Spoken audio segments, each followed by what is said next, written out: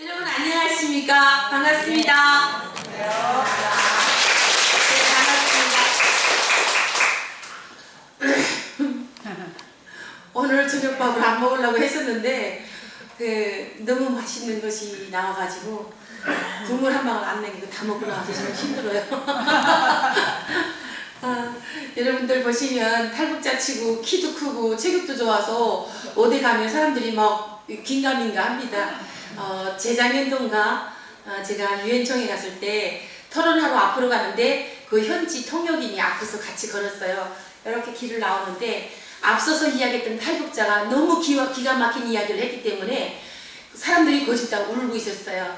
그런데 우리가 걸어 나올 때 맨 뒤에 있는 사람이 앞서 나가는 통역관을 딱 잡더니 얼마나 고생했냐고, 너를 보니까 북한을 알겠다고. 왜 그러냐면 그 통역관이 키도 조그마하고 아주 왜소했어요. 우리 여기 앞에 아가씨처럼 떼짝 말랐어요. 그러니까 북한 사람들은 다 이미지가 말른 그 이미지를 알고 붙어갖고 오는데 그 여자가 너너 하면서 이 여자가 뒤에 있는 이순실이가 이 사람이 북한 사람이라고 할까 어머니 가시 됐어요.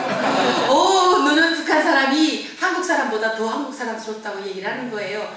그래서 이제 계속 길거리 다니다 보면 탈북자다 하면 아주 왜소하고 아주 정말 이렇게 마른 깡마른 그런 체격이라고 생각하는데 저는 대한민국에 새로 도착했을 때 키가 170cm고 몸무게가 52kg 나갔어요. 그때가 41살이었고 지금 꼭 10년 됐거든요. 한국에 온 지.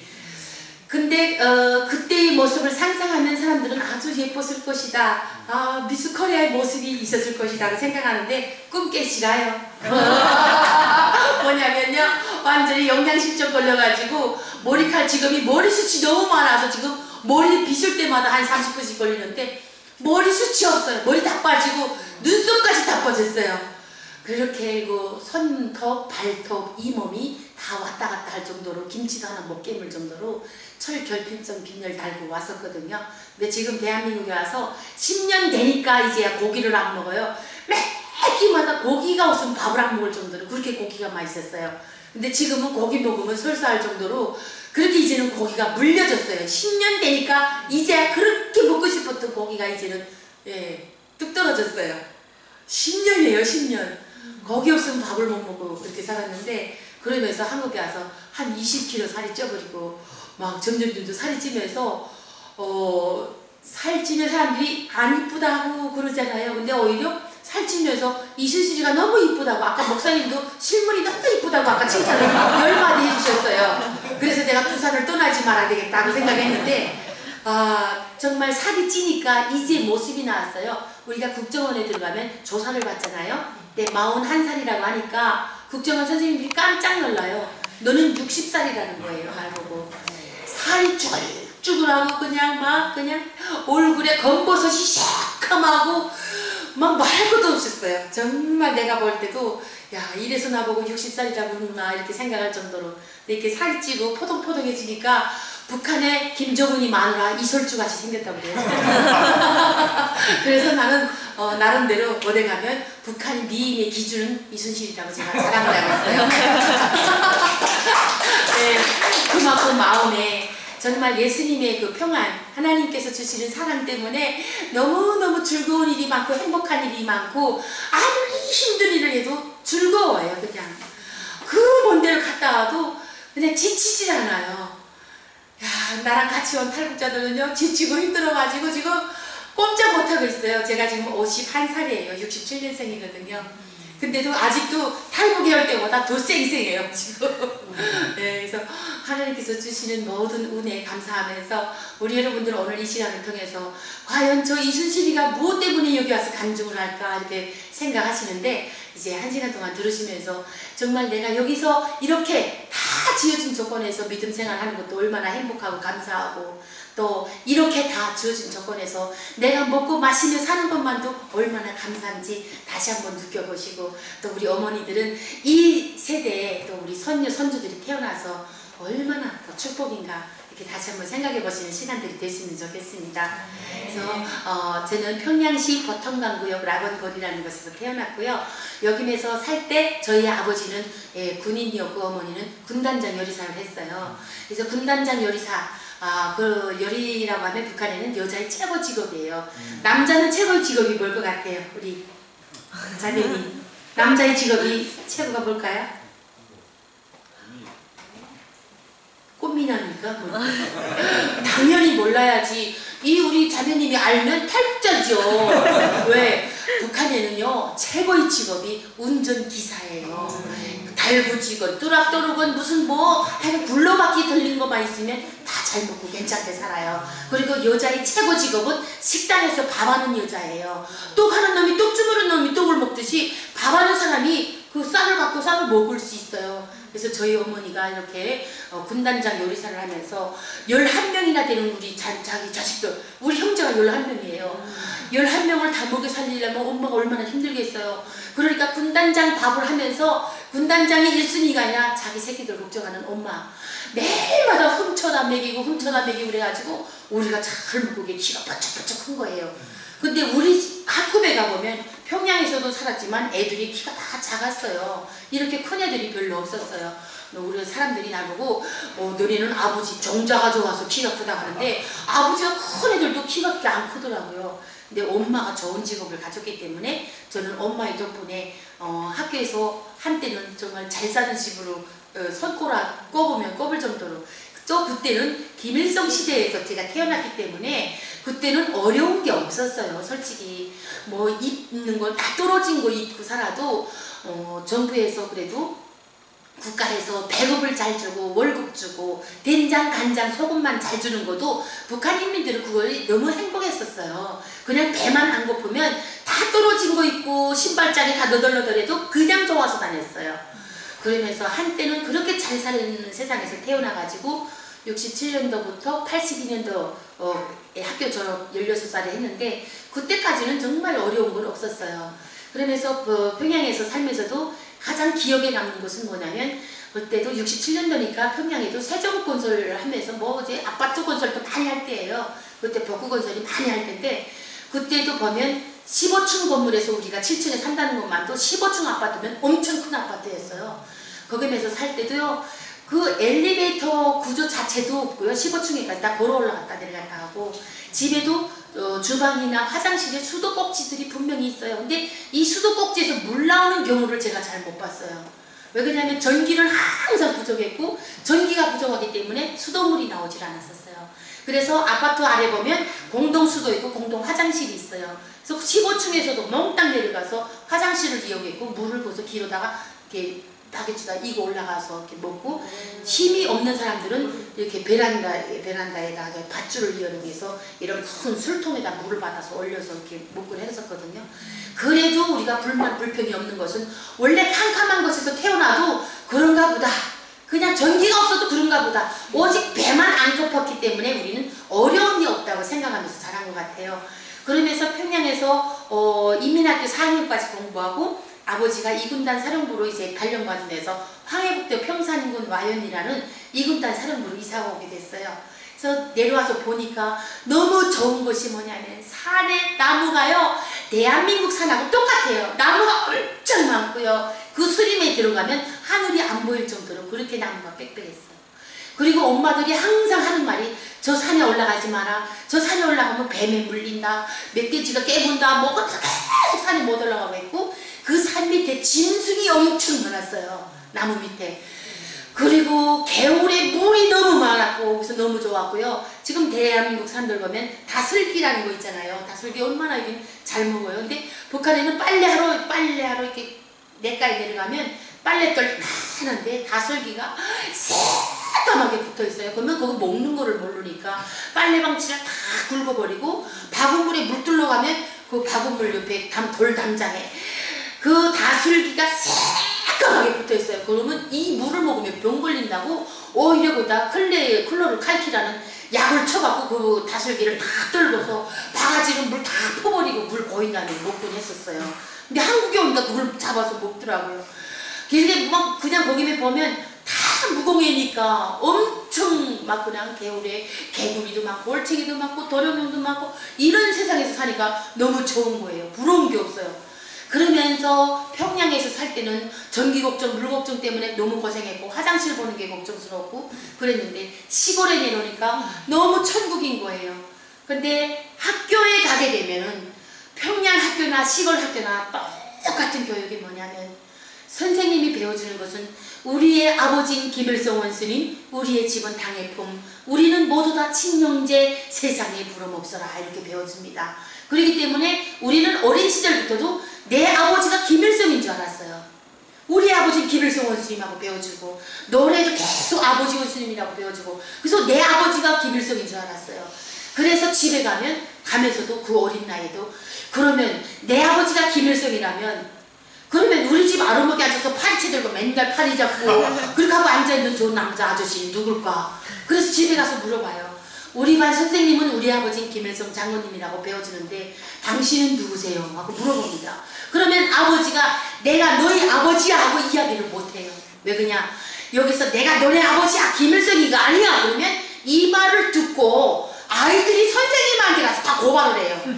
선생님 우리 아버지는 김일성 원스님이라고 가르쳐 주셨는데 우리 아버지가 안 그래요. 김일성이 아니라 자기가 아버지라고 합니다. 그렇게 말하면 선생님은 아이들 말을 듣고 세법비서들한테 그걸 그대로 갖다 고발을 하는 거예요.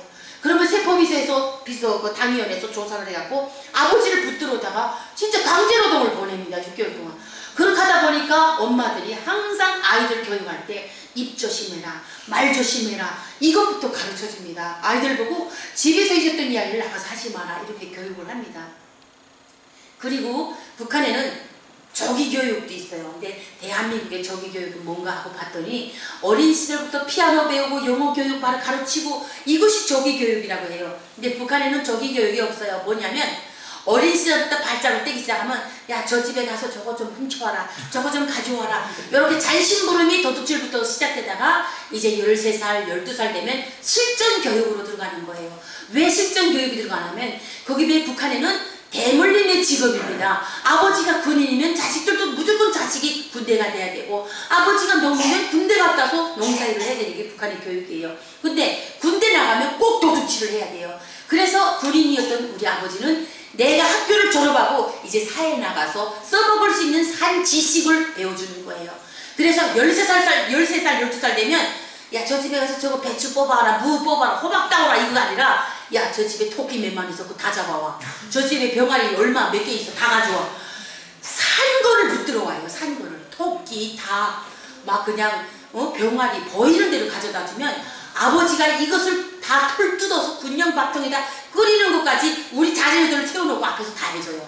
그러면 군대 나가서 이거 꼭 써먹을 것이다.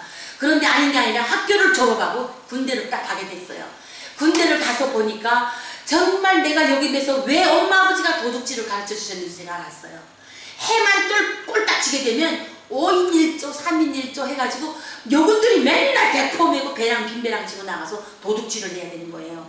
나가서 정말 착하게 교육받은 아이들은 호박 하나 따와도 막 부들부들 떨고 얼굴이 막 시퍼래서 막 무서워하는데 정말 집에서 아버지 엄마한테 그런 산교육을 받은 우리는 가서 막 그냥 호박 배추가 아니라 토끼, 양, 염소 막 물어오지 하니까 이 소대장, 중대장들이 되게 좋아했어요. 맨날 물고기를 먹을 수 있고 또 중대 그래도 뭐 닭고기 육수물이라도 먹을 수 있게 해주고 그러기 때문에 항상 어떻게 보면 너는 그냥 대낮에 계속 자다가 해만 지면 나가서 도둑질하거라. 이것이 어떻게 중대장, 소대장들이 저한테 바라던 일 같아요.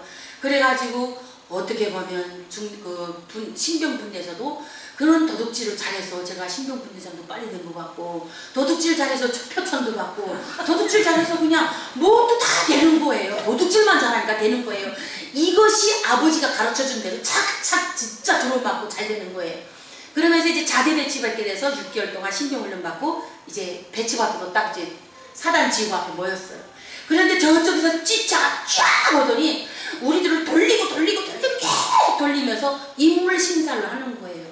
그런 심사는 김일성, 김정일, 기쁨조 가는 애들처럼 그렇게 쪽쪽 빠진 아이들 골라가는데 왜 군대에서 이것을 뽑을까 하고 생각해봤는데 정말 저처럼 예쁘고 저처럼 날씬하고 쭉쭉빵빵 된 아이들은 딱 60명만 뽑는 거예요. 60명.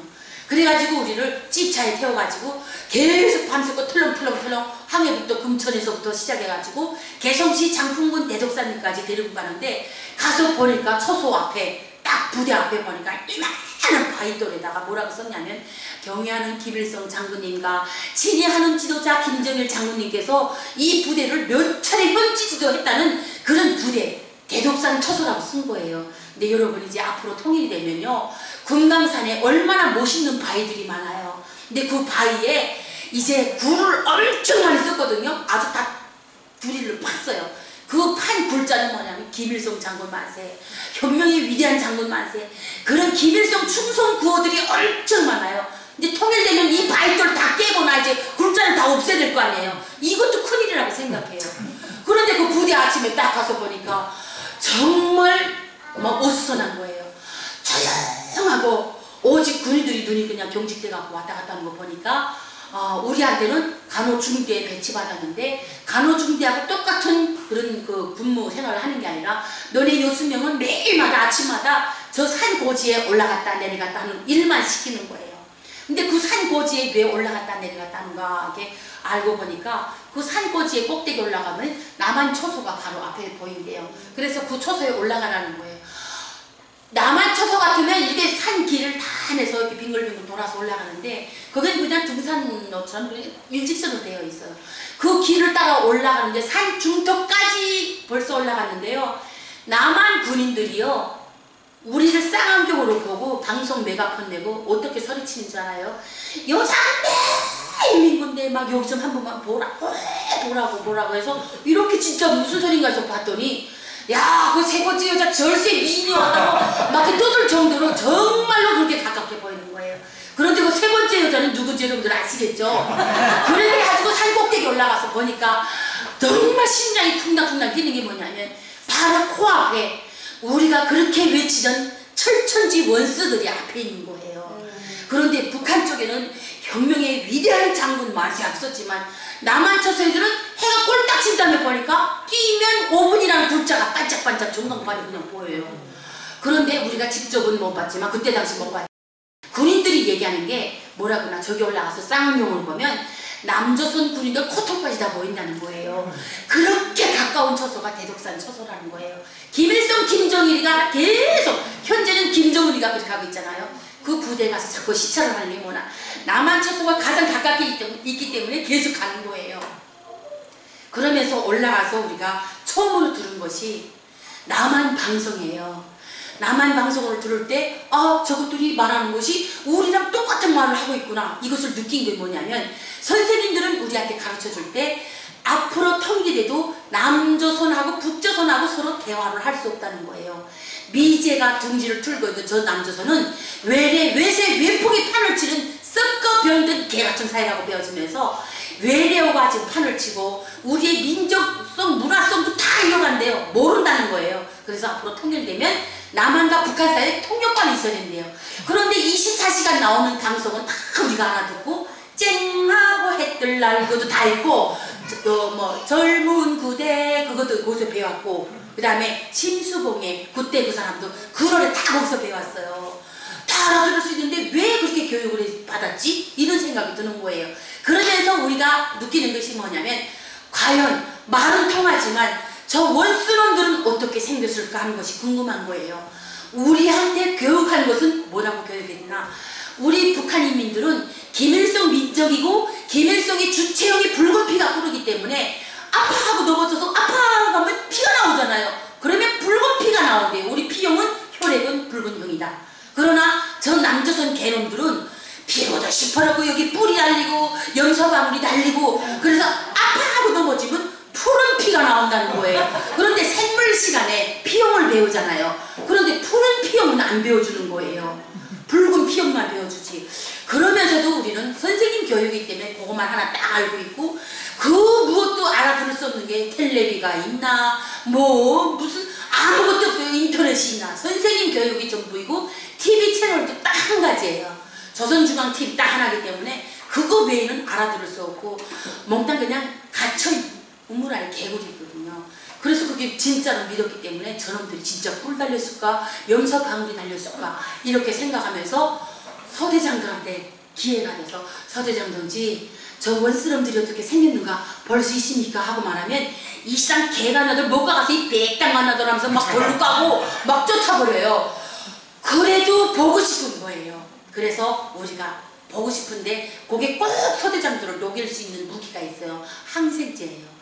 페니실린, 마이실린을 하고 후방 처소보다 전방 처소에 더 많이 공급이 돼요. 폐결핵, 겨울에 간염 환자들이 많기 때문에 항생제를 많이 줍니다. 그러면 투약하는 간호원들이 그 항생제를 다 받아가지고 다 주머니 넣어요. 그 다음에 빈병에다가 식염수를 딱 타갖고 환자들 주사 시간에 주사 다 재워가지고 와서 환자 동지 주사 넣겠습니다. 그러면 눈 감으시라요. 그러면 눈을 꾹 감고 있어요.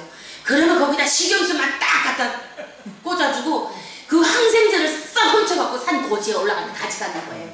올라가서 서대장 동지 한 번만 저 원스러움들을 보게 해주십시오. 그러면 야 못 가서 또 왔니? 하고 막 그럴 때 항생제를 딱 꺼내면요 그렇게 경직됐던 그들이 눈이요 슬슬슬 구랭이 돌아가듯이 막 구랭이 눈알 돌아가듯이 돌아가요. 막 그들이 팍 떨면서 왜 그러냐면 이 항생제를 하나 딱 갖고 장마당에 가면 여과담배, 인삼술, 양복감, 신발 별거 다 생겨요. 부르는 게 값이에요. 북한에는 다 뭐 구할 수 있어도 항생제만큼은 구하기가 힘들어요.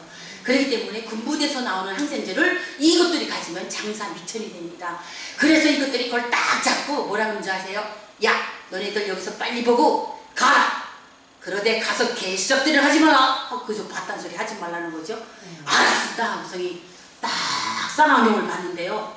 아까 여기서 찬양 인도하던 그 인도 하시던 분보다도 더 멋있는 청각들이요. 기가 큰 멋있는 청각들이 딱 서가지고 북한 쪽을 보고 있는 걸 봤어요. 세상에 그때 우리가 심장병에 걸린 것이 뭐냐면 그 심장이 박동 소리가요 정상이 아닌 거예요. 막 활라당 막 심장이 치고 나오려고 그래요. 그렇게 멋있는 사람들 처음 봤어요. 진짜 살다 처음 봤어요. 영화 배우도 그런 사람 없어요. 그런데 북한 쪽을 이렇게 보면요 애들 키가 다 요만해요. 그리고 모가지가 간들간들하고요. 모가지다 콩 심으면 콩이 나와요. 때가 따닥따닥하고요. 머리에 이가 장난이 아니에요. 군인들이 총을 쥐고 서 있는데 키보다 총이 더 커가지고 나무 박죽이 이렇게 올라와 있어요. 이렇게 딱 서 있는데 간호원들이 이따금씩 올라가서 거기 부대를 한 바퀴 삥 돌면서 접종도 하고 하는데 접종하느라면 간호원들이 막 왔다 갔다 해요. 그러면 여자들이 없는 산에 여자들이 올라왔으면 남한 친구들 같으면 남자 군인들 이렇게 뿌리고 간호동지 막 그럴 거예요. 그런데요 북한 군인들은 그런 거 없어요. 여자들이 왔다 갔다 해도 바지 쭉 벗고 소나무 그늘에 앉아서 뭐 하는 줄 알아요? 이자기만 해요. 이자기. 그리고 왜 그렇게 이가 많은 줄 알아요? 김일성 시대만큼은요 다 양수 설비를 다 통해서 꼭대기에 고지에 물을 끓여서 다 목욕하게 되어 있고 밥도 지어 먹고 다 빨래도 하게 다 되어 있어요. 전기가 모자라니까 고압선, 전기 철저만 고압선에 전기도 못 돼요. 그렇기 때문에 물을 못 끌어 올려가기 때문에 눈이 오거나 비가 오거나 하면 목욕하는 날이에요. 비 오는 날은 그까짓거 도람통에다 빗물을 받아서 목욕하면 되지만 겨울에는 이제 3월달까지 눈이 와요. 눈이 오면 여기까지 막 옵니다. 그러면요 그 눈밭에다가 이불 담요 빤스까지 싹 벗어갖고 그 눈밭에다 올려놓고 무기 서재 청소 서재 탁 털면 이가 바닥에 다 떨어져요. 그러면 담요만 싹 갖고 들어가요. 그러면 눈은 녹아내려요. 그러면 여기 돼서 무기 서재 때 얻어맞았던 이 새끼들이 눈을 딱 떠보니까 자기가 땅바닥에 있는 거예요. 얘네들이 얼마나 똑똑하면 자기가 나온 구멍은 다 알아요. 주인하고 구멍은 알아요. 다시 벌렁벌렁 기어가지고 주인이 털어버릴까봐 꼭꼭 베기는 거예요. 이불에. 그래갖고 밤에는 가벼워서 못 자는 거예요. 여자들도 똑같아요. 그래서 여자나 남자나 세상에 이약 주머니 있잖아요. 4개씩 차는 거예요. 여기 겨드랑이 2개, 여기 밑에다가 2개 이렇게 차는 거예요. 남자들은 그까짓 방울 2개 차기 때문에 괜찮은데 여자들은 괜히 본의 아니게 이 때문에 그 방울 2개를 차고 다니면 행진하면 이 방울이 다 뒤로 넘어와서 항문에다 끼는 거예요. 그러면 저녁마다 서로 항문이를 벌리고 거기다 약을 칠해줘요. 다 피부가 다 꺼지는 거예요. 그래도 그 이약 주머니를 차지 않으면 모든 이가 다 나한테 와요. 그 이를 쫓기 위해서 냄새가 지독하거든요. 그 이약이라는 것이 뭐냐면 배추에 벌레 이렇게 치는 우화독수라는 약이 있어요. 냄새 지독해요. 그거를 차고 있기 때문에 여자분들도 옷 벗어서 보면 그 동네에도 여기 겨드랑이가 노랗게 그 농약에 절어있고, 겨드랑이도 제모한 듯이 털 하늘길이 없어요. 싹 다 그냥 다 농약에 절어있는 거예요. 지금 대한민국 국민들 보세요. 농약 쳤다면 먹는 것도 안 먹는데 이걸 피부에 달고 다닌다고 생각해봐요. 너무 고통스러웠어요. 그리고 밤이면요 또 이 층간 소음 때문에 정말 잠을 못 자요. 여기처럼 뭐 이런 것도 아니고 그냥 이렇게 뭐 십자처럼 이렇게 활창대로 해놓고 종이 신문지 발랐어요. 그러면 밤에 불도 없는데 등장불 켜놨잖아요. 지침하면 딱 잠들면요 저기서부터 여기까지 쥐새끼들이 다다다다다다 저기서 다다다다다 뭐 100m 막 찍찍찍찍거리면 막 뛰어다니고 막 그래요. 그리고 자다가 보면 뜨끈뜨끈한 국물이 떨어져요. 보면 치가 오줌 쌌어요. 세상에 여자군인들도 이렇게 사는데, 그래서 여군들이 너무너무 잠을 못 자니까 저기서 파리채를 막 두들기면 여기면서 떨어지라고 물로 이만큼 뿌려놔요. 그러면 쥐 새끼가 여기서 막 털면 큰 쥐 엄마가 새끼들 끌고 이를 막 뛰어와요. 그러면 젖은데서 새끼는 가벼우니까 안 떨어지는데 엄마 쥐가 떨어지잖아요. 그러면 그거를 담요에다 담아서 태쳐가지고 털 다 뽑고 내장 다 뽑고 꼬랑지 잘라가지고 불살에다 딱 넣고 아궁에다 구워가지고 누가 먹을 것 같아요? 우리 자매님 누가 먹을 것 같아요? 자매님이 했으면 자매님이 먹을까?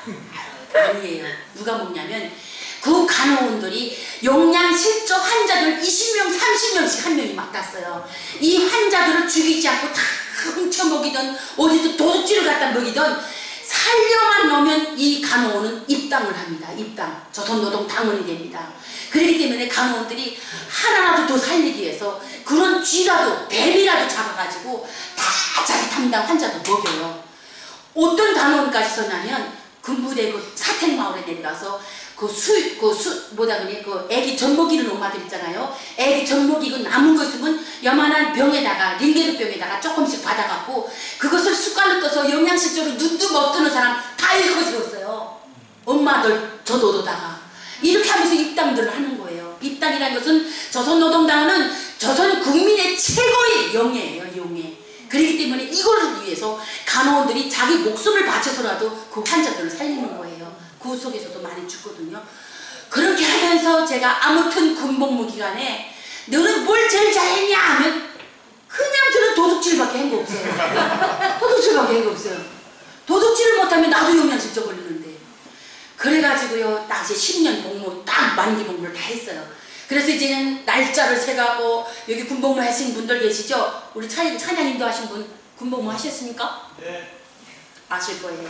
시간, 분수, 날짜를 쪼개면서 밥그릇까지 세면서 제대 날짜를 기다리죠? 맞죠?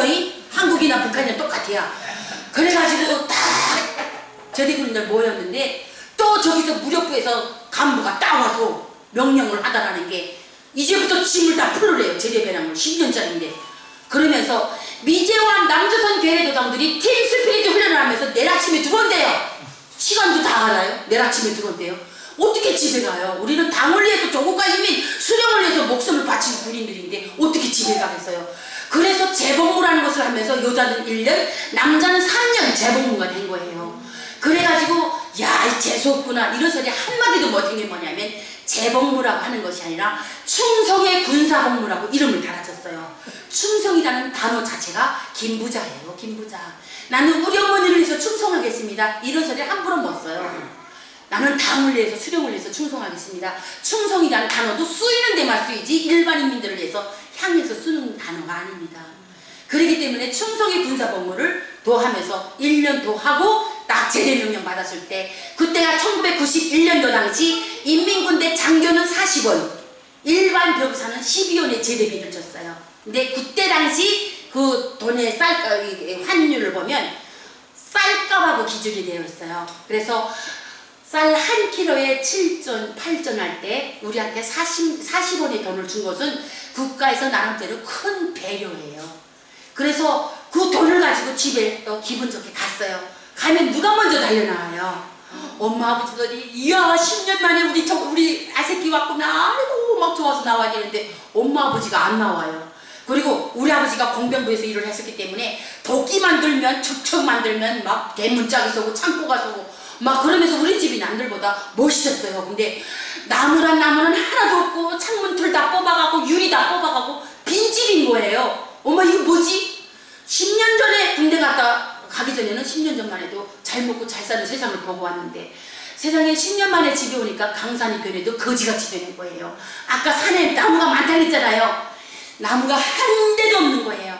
우리 집에 탁 옥방 문 열면 자르나무가 우거져가지고 너무 춥다고 엄마가 또 시골로 이사 오니까 햇빛 나는 데로 이사 가자고 추워서 못 살겠다고 그랬었거든요. 나무가 한 대도 없어요. 왜 그런가 하고 봤더니 아침이면 엄마들이 새끼들 7, 8을 짱짱 달고 산에 올라가요. 올라가서 낫들고 살아있는 소나무 껍질을 벗겨서 송기를 다 벗기는 거예요. 벗겨갖고 그걸 갖고 내려와서 망치로 두들겨서 그걸 끓여서 먹고 막 이렇게 하면서 나무가 싹 말라요. 노랗게. 그러면 거기도 사람 사는 세상이기 때문에 생나무를 자르면 벌금이 돼요. 그러나 죽은 나무는 잘라도 괜찮아요. 너무 나무가 노랗게 죽으면 그때는 젊은 아저씨들이 도끼를 들고 산에 가요. 가서 절반을 딱 잘라가요. 밑을 자르면 두 번째는 할아버지들이 곡괭이를 들고 가서 하루 종일 그 나무 뿌리를 캐요. 나무가 뿌리조차 안 남은 거예요. 그 다음에 고사리도 떡떡 끊어먹는 게 고사리인데 호미 들고 가서 나무 뿌리까지 싹 캐다 먹었어요. 그러니까 산에 나무가 거짓말 보태지 않아 하나도 없어요. 하나도. 그리고 그 밑에 뭐가 많았다 그랬어요 아까? 짐승이 많았다 했잖아요. 그 짐승들 다 어디 갔을까요? 다 잡아먹었을까요? 걔네들도 모조리 아니에요. 안 잡혀요. 지금요 이따금씩 대한민국 뉴스에 보면 멧돼지가 내려와서 뭐 119에서 총으로 쏴서 잡았습니다 막 그러잖아요. 그거 다 북한에서 탈북해 다니는 아이들이에요. 걔네들도 살아있기 때문에 싹 산팔수 다 건너갔어요. 사람만 오는 줄 알아요? 막 까치 까마귀도 다 왔어요. 바다에서 사는 까나리, 멸치, 고등어 다 왔어요. 아무것도 없어요. 북한에 남아있는 곳이 누구나 김부자를 위해서 충성하는 곳, 간신뱅이, 충성뱅이 이런 것들, 그 다음에 간부 아주 그래도 벌어먹지 않아도 그래도 뇌물 받고 살아서 먹는 간부들, 그 다음에 그 밑에 아주 약하거나 아주 탈북할 수 없는 사람들이나 남아있지 중간에 순실이처럼 눈 도는 사람은 다 왔어요. 그래도 아무것도 없지만 나는 40원이 있기 때문에 그 돈을 들고 딱 장마당에 간 게 뭐냐면 10년 만에 내가 딱 집에 왔잖아요. 집에 아무것도 없다 했잖아요. 이것이 왜 없지? 엄마 아버지가 왜 안 달려 나오지? 하고 봤더니 옆집에 선생님이 딱 나와서 유치원 선생님이 순실아 너네 엄마 아버지 3년 전에 돌아가셨어. 군대 나가서 엄마 아버지가 돌아가셔도 얘기를 안 해줘요. 그런데 부대에서는 집에서는 오빠가 전봇장을 날려줬대요. 전봇장이 왜 안 오는 줄 알아요? 기차가 오다 서고 3일 있다가 또 조금 오다 딱 3일 있고 또 있다가 열흘 있다가 오고 하니까 통신망이 다 그냥 망가져버린 거예요. 그래서 지난 거는 부대 통신부에서 다 없애버리거나 전해주질 않아요. 그래가지고 엄마 아버지 준 것도 몰랐고 오니까 아버지 엄마가 쓰던 이불이요 사발이요 그릇까지 몽땅 동생이 다 팔아먹고 아무것도 없이 해놓고 집을 나갔어요. 그래서 나도 아무것도 없이 그래도 40원이 있기 때문에 쌀을 사려고 배랑 큰 거 들고 나갔어요. 40원이면 엄청 많이 살 수 있어요. 장마당에 가서 쌀 파는 엄마 보고 어머니 쌀 한 킬로 얼마입니까? 7전 8전이야 이렇게 말할 줄 알았죠? 한 킬로에 125원이야? 이러는 거예요. 국정 가격은 다 살아있어요. 배급으로 주는 쌀은 7전 8전인데 식량이 없어요. 그리고 장마당에 있는 것은 중국에서 들어오는 알랑미 쌀이 1kg에 125원 하는 거예요. 그러다 보니까 나는 12년 군복무에도 쌀 한 킬로도 못 사는 돈 갖고 왔잖아요. 그래서 강릉이가루 조금 사가지고 들어와서 아무리 나눠 먹고 쪼개 먹어도 이틀도 못 가는 거예요. 나는 배고프면 먹겠대요. 지금도 배고프면 우리 남편 막 잡아먹으라고 그래. 막 빨리 먹을 거 내놓으라고 그러고 남편이 할 수 없이 막 뭐라 그래요. 슈퍼에 가서 두부라도 사다가 막 뜨거운 물에 식혀갖고 간장 비벼서 줘요. 그럼 그거라도 먹고 그 다음에 밥을 시작해요. 그러는 나에게 이거 좀 틀어주세요. 더워. 그리고요 제가 집에 나가서 보니까 너무 한심한 게 배는 고프지. 그러나 내가 나가서 돈이 될 만한 게 아무것도 없어요. 뭐가 있냐면 제대될 때 입고 들어온 새 군복 한 벌이 있어요. 그래서 연장을 다 뜯고 그 옷을 팔러 장마당에 딱 나갔어요. 장마당에 나가서 이것을 사세요 소리 못하고 뒤에서 계속 이거하고 망설이고 있는데 그 빵 파는 엄마가 이렇게 보더니 네가 그 옷을 나한테 벗어주면 내가 빵을 너한테 5개 주마. 그리고 내 옷을 입고 가거라. 이렇게 됐어요. 빵이야 그까짓 거. 빵 한 개 2만한 게 5원이에요. 5원. 네. 그 5원을 가지고 빵을 하나 살려도 못 사요. 그래도 빵 실물을 제가 갖고 있는 게 나아요. 그래서 그 빵을 가지고 할머니께 옷을 다 벗어주기로 했어요.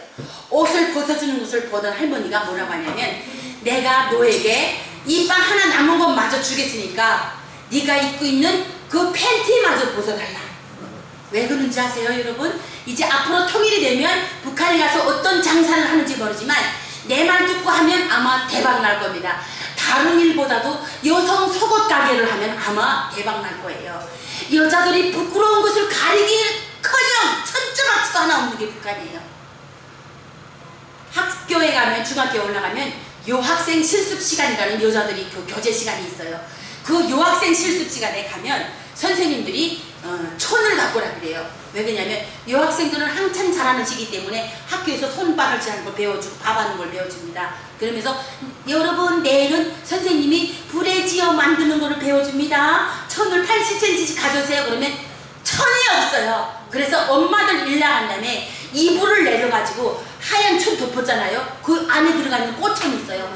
꽃천을 다 찢어갖고 가는 거예요. 가서 서로 친구들끼리 천을 바꿔요. 집에 있는 천 갖고 들어오면 안 되니까 천을 바꿔가지고 선생님이 재단해주는 대로 만들어서 그 입고 들어와서 빨래 널면 엄마가 보면 자기네 집 천 아니기 때문에 매를 안 맞아요.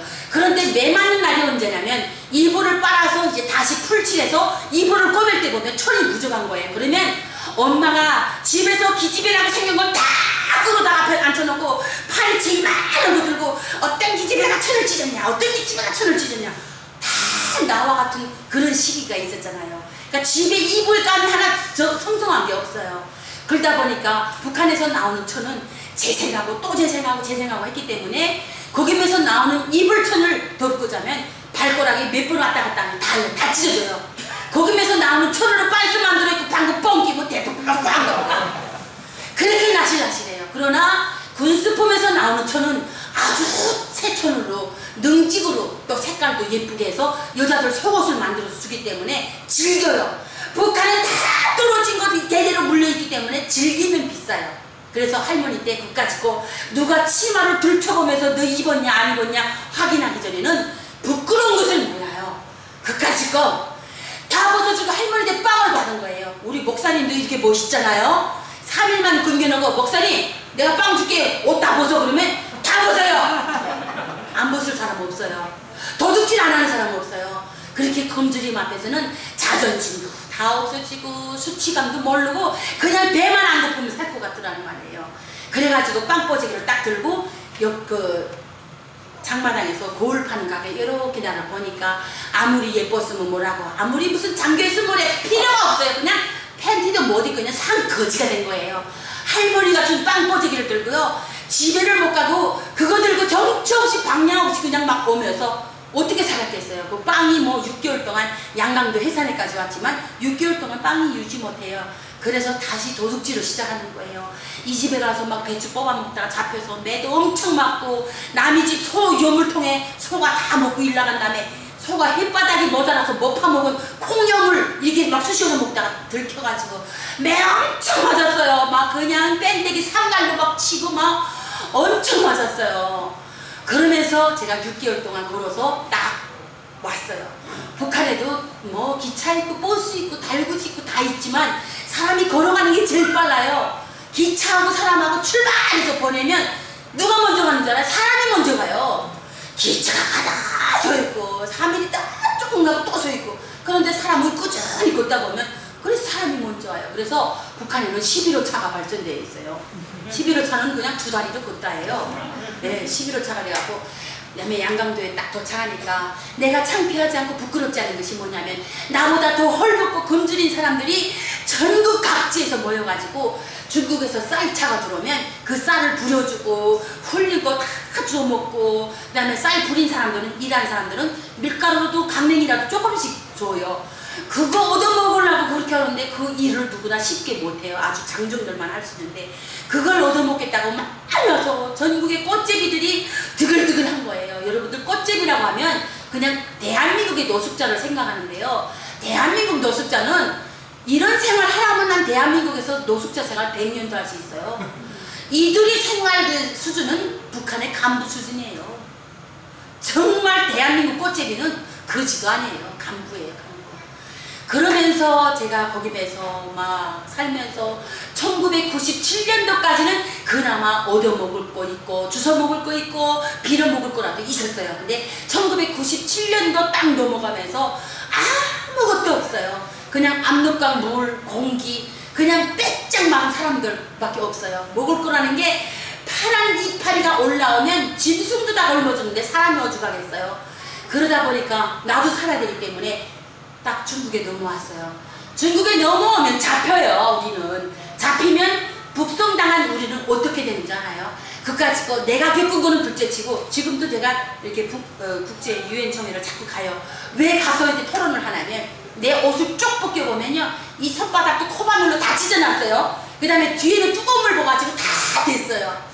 근데 장중에는 낫으로 찍어가지고 그냥 여수군 대나 구멍이 뿡뿡 뚫리고 아무튼 사람을 사람 취급을 안 해요. 이 가슴 부위에도 뜨거운 그 불갈구리로 막 치밀어가지고 다 뒤고. 그런데 나는 글쎄 둘째치고 북한에는 16살부터 국민입니다. 선거를 할 수 있는 자격을 가지고 군대 나가고 사회에 나가서 일할 수 있는 그 나이예요. 그렇기 때문에 16살부터 70대에 오른까지 한 방에 여자들 같이 밀어놓았어요. 다른 방에는 다 콘크리트 바닥이고 우리가 잡혀왔을 때는 방이 없어가지고 쇠빠또 키우는 방이 있어요. 그 쇠빠또가 뭐예요? 사냥개 키우는 한 20마리 키우는데 그 방을 내고 우리를 집어넣었어요. 그 쇠빠또는 사람보다 더 귀하기 때문에 바닥에 널마루를 깔아놨어요. 여기에 16살부터 70대까지 들어가서 무릎 꿇고 앉아서 벌을 받는데 여자들끼리 있으면 어떤 일들이 있어요? 이 생리적인 일들이 있어요. 그러면 그 어린아이들이 16살 된 아이들이 뭘 알아요? 북한의 아이, 여기면 16살은 애기예요, 애기. 북한의 16살짜리는요 정말 여기 40대 50대 그런 사람들이 지는 거 살아요. 고생을 너무 많이 해가지고. 그런데 그 애들이 뭔 죄가 있어요? 생리가 와가지고요. 내가 지금 이 소리 왜 하냐면 우리 엄마들이 자녀들 다 키워봤잖아요. 그런데 북한에 그런 16살 된 아이들이 생리가 나오면 그 선생님들 간수 보고 선생님이라고 하는데 선생님 저 천저박쥐 좀 주세요. 저 생리합니다. 그러면 여기는 벽도고 양옆에는 토끼장처럼 철문으로 쫙 철창을 했는데 선생이 왔다 갔다 하면서 양옆에를 다 감시합니다. 그런데 그런 애들이 좀 주세요. 그러면 너 이리 나와라. 그러면 나와요. 나오면 그 철문 사이에다가 머리를 빼가지고요. 머리띠를 뽑아가지고 여기다 뺐다 계속 그러는 거예요. 그러면 그 16살 날 아이가 막 눈이 뒤집어지도록 막 정신이 없으면서 코피 나오고 막 이렇게 하면서 거기서 매를 맞는 거예요. 그 애가 무슨 죄예요? 매를 맞으면서도 선생님 잘못했습니다. 선생님 잘못했습니다. 이 애가 무슨 잘못이에요? 이 애를 맞는 걸 보고 엄마들이 그렇게 우는 거예요. 그러면서 갖다 처박아 놓으면 엄마들이 옆에 있는 엄마들이 딸 생각이 나서 속옷이라도 벗어줘요. 깔고 앉아있으라고. 그러면요 저녁만 되면 담장이 닫고 집이 닫고 감옥이 낮기 때문에 5시면 해가 꼴깍 넘어가면 그냥 새카매요. 전기불도 없어요. 그러면요 이 널판장 밑에서요 빈대, 벼루지, 바퀴 이런 벌레들이 나와가지고요 그 생리하는 아이들 밑에 다 크게 무는 거예요. 먹는 물도 안 줍니다. 마시는 물도 정말 며칠에 한 번씩 주는지 그거 물 한 모금 얻어먹으려고 별짓을 다 해요. 노래하면 노래하고 웃으라고 웃고 정말 사람이 장난감이에요 이것들이. 그러면서 그렇게 물 한 모금 얻어먹는데 그 아침이면 다리 하나가 통나무처럼 보여. 새파랗게 붓고 노란 고름이 다닥다닥 붙어요. 더러운 손으로 긁어가지고. 그러면서 이것이 다시 겨드랑이까지 올라옵니다. 그러면 겨드랑이가 이렇게 보면서 알이 땡땡지면서 목에까지 림파선염이 올라오는 거예요. 이렇게 하면서 아이들이 폐혈증 걸려서 시름시름 앓고 정말 제발로 걸어 들어온 애들도 여기서 병들고 굶주리고 그렇게 하면서 아이들이 하나하나 죽기 시작하는 거예요. 그러면 이 애들은 바깥에 못 나가요. 방장들이 이 구석에다 처박아 놓고 헝겊재기로 얼굴 턱 가리고 이 사망 신고를 안 하고 계속 환자 신고를 해가지고요. 밥 들어오는 거를 밥을 타 먹어요. 이 시체 것까지 먹어요. 밥이 뭐냐면 옥수수알 이만하게 뿔커서 삶은 거 소다 있고 삶은 강냉이에요. 이걸 받아 먹는 거예요. 그럼 며칠 지나면 눈곱 나오는 데하고 자궁에서 구데기가 껴요. 그러면 밥 들어오는 요만한 개구멍으로 사람을 내보내요. 나가는 이 애들 16살, 17살 이런 처녀 애들이 옷 하나 없어요. 싹 다 벗겨요. 알몸으로 나가요. 왜 알몸으로 나가는 줄 알아요? 산 사람들이 그 애 옷을 싹 벗겨 입어요. 그리고 벗겨내놓으면 이 애들은 또 산에 못 갑니다. 왜? 남자나 여자나 이렇게 시체가 가득 쌓일 때까지 기다려야 돼요. 그러면 이따구지 달구지가 와서 싣고 가거든요. 달구지가 오게 되면 죄수들을 시켜서 시체 상차 나가요. 나가서 맞들어서 이렇게 올리면 팔다리가 뚝뚝뚝뚝 다 분리가 돼요. 다 사체가 다 썩어가지고. 그 다음에 새 시체를 갖고 딱 사체실에 가지고 들어가면요. 쥐들이 놀라서 뛰어가는데 숨는데 쥐들이 하나가 이만해요. 토끼만 해요. 그런 쥐들이 들어오면 그 새로운 시체들 이 귀박죽 다 깎아먹고 여기에 굳은 살 다 깎아먹고 그 다음에 이 발기축 굳은 살 다 깎아먹어요. 아주 뼈가 하얗게 보이도록 다 깎아먹어요. 그런 시체들을 거기서 처리에다가 어디다 갖다 버리냐면 압록강 옆에 모래밭에 갖다 파묻어요. 그러면 무덤도 없어요. 그냥 평평하게 해놓고 7, 8월달에 장마철에 비가 오면 싹 실어요. 다 씻겨져 내려가요. 누가 어디서 온지도 몰라요. 그런 사람들이 그렇게 죽으면서 1994년부터 2003년도까지 유엔청에 가서 내가 들은 거는 북한에서는 300만이 굶어 죽었다고 정식 보고를 했어요. 그러나 국제 유엔기구에서 숫자를 확인한 거는 500만이 굶어 죽었습니다. 500만이. 대한민국에서 5명만 굶어 죽어보세요. 난리도 아니잖아요. 그런데도 김보자도는 어떻게 살았어요? 정말 인민들이 죽거나 말거나 뭐라고 설명한 줄 알아요? 우리는 그러면 먹을 것이 없으면 그 송기를 벗겨서 우리 여기다가 끓여서 먹자. 그런데 이것을 먹은 사람들이 입에서는 배고파서 넘어가지만 배출을 못하는 거예요. 변비가 너무 세서. 그럴 때 당에서 어떤 명령을 내렸나? 여기다 양재물을 넣고 먹자. 양재물 우리 어머니 아버지들 아시잖아요. 찌든 때를 그 빨래할 때 삶아빠는 양재물을 이만한 솥에다 한 숟갈씩 딱 넣으면 정말 맛있는 빵 냄새가 나요. 파리바게뜨 빵도 울고 갈 정도로 그렇게 맛있는 냄새 나고, 그 다음에 섬유질이 그렇게 땅땅했던 것이 다 녹으면서 정말 찹쌀죽처럼 찰싹 그냥 쩍쩍 느껴져요. 그러니까 엄마 아버지도 안 먹고 매번 배고파 오는 요만한 꼬맹이들부터 먹기 시작했어요. 이 애들이 먹으면서 식도가 다 녹아가지고 위가 다 빵꾸나고 벨이 다 터지고 이렇게 하면서 얼마나 많이 죽은지 몰라요. 그러면서 인민들이 이걸 못 먹으니까 그러면 다시 정책이 나온 것이 뭐냐, 벼뿌리 먹기 운동을 하자 이렇게 선포를 했어요. 벼뿌리라는 것이 벼 알에 영양물질을 공급하기 때문에 어떻게 보면 벼 알 먹는 것보다 뿌리를 먹는 것이 건강에 좋다 이렇게 강의를 했어요. 그래서 우리는 그 한 뿌리라도 더 캐가지고 그것을 깨끗한 물에 씻어서 국숫가루 분쇄기다가 분쇄를 해서 먹으면 그 쌀겨 같은 입자가 나와요. 거기도 그 삼키질 못해서 양재물 넣고 먹어가지고 다 녹으면서 목구멍하고 배에다 구멍을 뚫려가지고요, 관을 꼽아가지고 입에서 꿀룩꿀룩 물을 해서 이 관에다 훅 쏟아갖고 흔들면 들어가고 이렇게 관을 꽂고 다니는 사람들이 엄청 많았어요. 그러면서 내가 잡혀오면 거기서 감옥살이 하고 또 집에 가라고 놔주면 또 중국 가고 또 잡혀오고 계속 이런 살이를 1997년부터 2007년도까지요 10년 동안 8번 북송을 당한 거예요. 그러니까 매일 감옥에 있는 거예요. 그리고 8번째 출소하는 날은 다시도 중국에 못 가게 하려고 우리 오빠를 지방에서 직접 불러다가 오빠한테 인계해주면서 데리고 집에 가라고. 그래서 오빠가 나를 데려가면서 이제는 절대로 탈북하지 마라. 죽어도 살아도 오빠네 집에서 같이 먹고 살자. 그러는 거예요. 네 오빠하고 갔어요.